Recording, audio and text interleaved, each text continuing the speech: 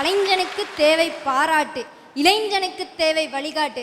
அப்ப திரைப்படம் பெரிதும் வழிகாட்டுறது இளைஞர்களுக்குத்தான் நான் இங்க பேச வந்திருக்கேன். ஐயா, உங்க முன்னாடி நான் இன்னைக்கு இவ்வளோ பெரிய மேடையில் நின்று பேசுகிறேன்னா அதுக்கு முக்கிய காரணம் என் பள்ளியோட தலைமை ஆசிரியை தான்.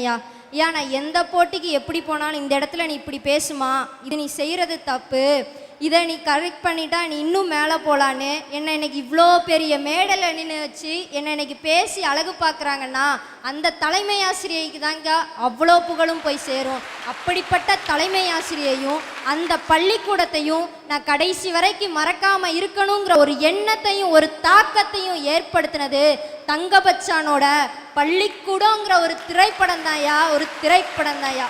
காதல் காதல்னு ஒரு அழகான வார்த்தையை எதுக்குயா கொச்சப்படுத்துறீங்க? அலைகள் ஓய்வதில்லைங்கிற ஒரு படம் வந்ததுக்கு அப்புறமும் ஐயா, படம் 2 பேருக்குமே ஃபர்ஸ்ட் ஃபிலிம்யா. நம்ம கார்த்தி சாரும் ஒரு ஹிந்து மதத்தில் இருந்தவர், நம்ம ராதாமா ஒரு கிறிஸ்டின் மதத்தில் உள்ளவங்க. 2 பேரும் உயிருக்கு உயிராக நேசிப்பாங்கய்யா. காதலுக்கு ஊரே எதிர்ப்பாக இருக்கும். காதல்ங்கிறது மதத்தை சார்ந்தது இல்லை, சம்மதங்கிற ஒன்றை சார்ந்தது தாங்கிறத அழகாக அந்த படத்தில் சொல்லியிருப்பாங்க ஐயா. ஐயா, மக்களை சிந்தித்தவர், மக்களுக்காக சிந்தித்தவர், மக்களோடு சிந்தித்தவர், மக்களை சிந்திக்க வைத்தவர் முத்தமிழ் அறிஞர் டாக்டர் கலைஞர் எங்கள் ஐயா. அன்னைக்கே அண்ணன் தங்கச்சிங்கிற பாசத்தை பாச பறவைங்கிற படத்தில் அழகா எடுத்து காட்டியிருப்பாரியா. இது மட்டுமையா, முத்துக்கு முத்தாகங்கிற படம் வந்தது, பார்த்தீங்களாயா? பார்த்தேம்மா. யா, அருமையான படம். படத்தில் வர்ற 4வது பையன் கேரக்டர் அவ்வளோ சீக்கிரம் யாரும் மறந்துருக்க மாட்டாங்க. பையன் படித்து நல்ல நிலமையில தான் இருப்பான் சென்னையில். கூடவே இந்த வயசில் வர்ற காதலியோடு இருப்பான். அவன் நினச்சிருந்தா தான் லைஃப் ஓரளவுக்கு செட்டில் ஆகிட்டு அப்போ தன் காதலியோட அங்கேயே அவன் எண்ணமும் செஞ்சு அவளோட அங்கேயே கொடுத்து நடத்தியிருக்கலாம்.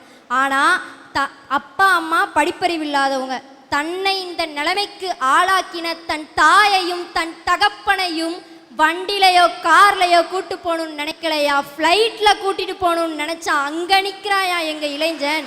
இந்த மாதிரி திரைப்படம் எங்களுக்கு ஒரு தாக்கத்தை ஏற்படுத்தலையா?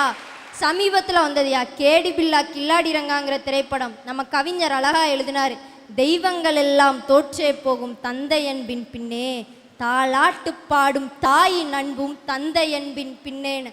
ஐயா, அந்த படத்தில் வர சிவகார்த்திகேயன் தன்னோட வயசு கோளாறுங்கிறதுனால வேலைக்கு போகாமல் அப்பா அம்மா சொல்கிறத கேட்காம என்னென்னமோ செஞ்சாரியா. ஆனால் தான் தந்தை தனக்காகத்தான் இறந்தார், தான் ஒரு நல்ல நிலைமைக்கு வர வேணும்னு தான் தன் தந்தை இறந்தால் அவர் இல்லாவிட்டாலும் தன்னை ஒரு நல்ல நிலைமையில வச்சுட்டு தான் அவர் இறந்தாருங்கிறத அவர் புரிஞ்சுக்கிட்ட பிறகு அப்பா ஃபோட்டோ முன்னாடி போய் எழுதுவாரியா, மை டேட் இஸ் மை காடுன்னு. அதை பார்த்த விமோனம் எழுதுவார், மை டேட் இஸ் மை ஹீரோன்னு. இன்னைக்கு அவனுக்கு நேர்ந்த ஒரு நிலைமை தான் என் வாழ்க்கையில் எதிர்பாராத விதமாக நேர்ந்தது. நான் இன்னைக்கு போய் இவ்வளோ வெற்றிகரமாக உங்கள் முன்னாடி நின்று பேசுகிறேன்னா அதுக்கு காரணம் என் தந்தையும் இருக்காங்கய்யா. என் நோட்டை திறந்து இன்னைக்கு நான் ப்ளஸ்ஸும் போட மாட்டேன், ஊவும் போட மாட்டேன்யா, மை டேட் இஸ் மை ஹீரோன்னு என்ன எழுத வச்சது அந்த திரைப்படம் தான்யா. என்ன மாதிரி இருக்கிற எனக்கே இவ்வளோ திரைப்படம் ஒரு தாக்கத்தை ஏற்படுத்தி இருக்குன்னா என்ன மாதிரி இருக்கிற ஒவ்வொரு இளைஞனுக்கும் கண்டிப்பாக திரைப்படம் தாக்கத்தை ஏற்படுத்திக்கிட்டு தான் இருக்கும். இப்படி தாங்க திரைப்படம் எங்கள் இளைஞர்களோட வாழ்க்கையில் அன்பை வளர்த்து கொண்டு அறிவை பெருக்கி கொண்டு இரக்கத்தான் பிறந்தோம் இரக்கத்தோடு இருப்போம், ஈட்டிய பொருளை இனிமையோருக்கு கொடுத்து உறுதியான உழைப்பை கொண்டு திறமைக்கேற்ற ஊதியம் அளித்து என்ன நடந்தாலும் ஏழையானாலும் ஐயம் இருந்தாலும் ஒற்றுமை இழந்தாலும் ஓய்வின்றி உழைக்கும் இளைஞர்களுக்கு தான் இந்த திரைப்படம் வழிகாட்டுதுன்னு ஆணித்தரமா சொல்லி